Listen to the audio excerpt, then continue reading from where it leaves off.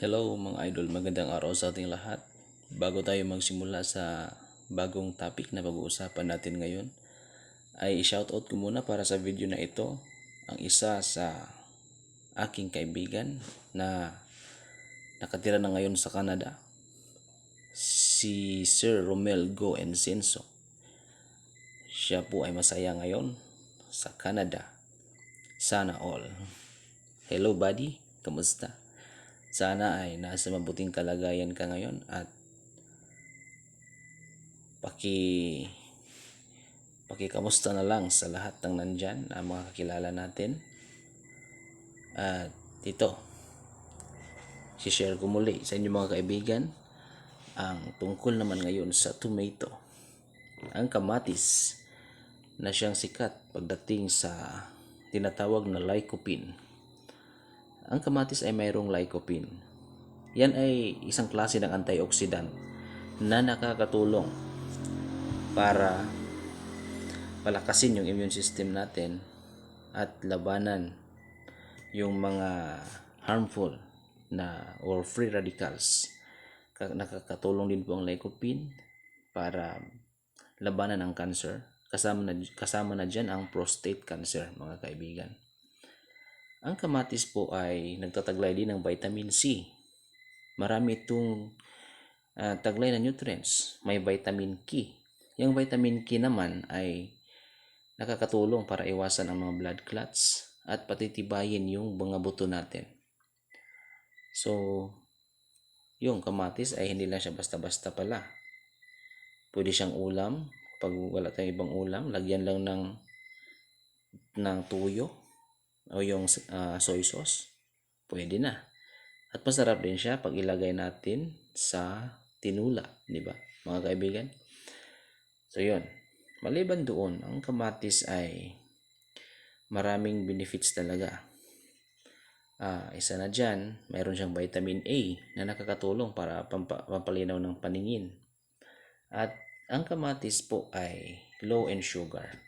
Para sa mga nagtatanong dyan kung ang kamatis ba ay pwede sa mga may diabetes. Yes po, pwede siya. Kasi low in sugar ito.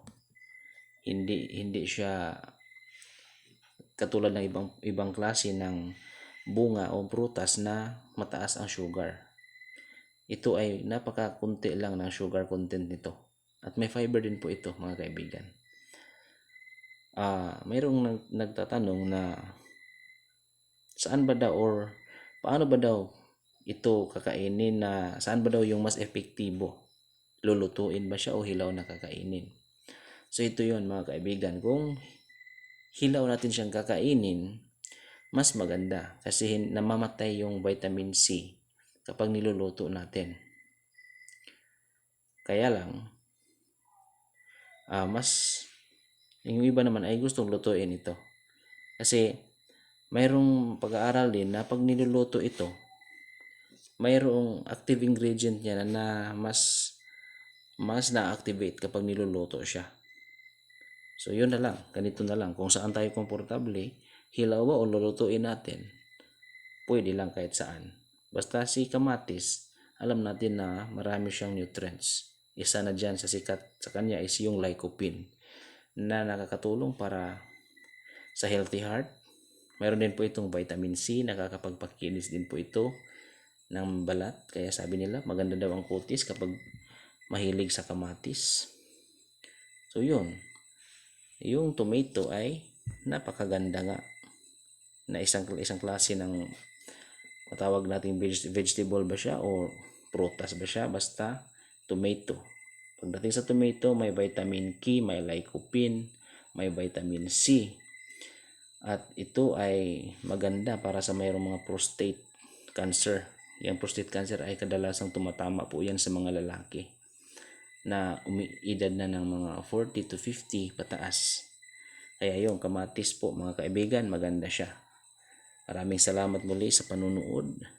At sana ay nakashare ako sa inyo ng konting kaalaman ngayon. Magandang araw sa ating lahat. And God bless. Shout out muli kay Mr. Romel Go Encenso. Bro, kamusta ka na dyan?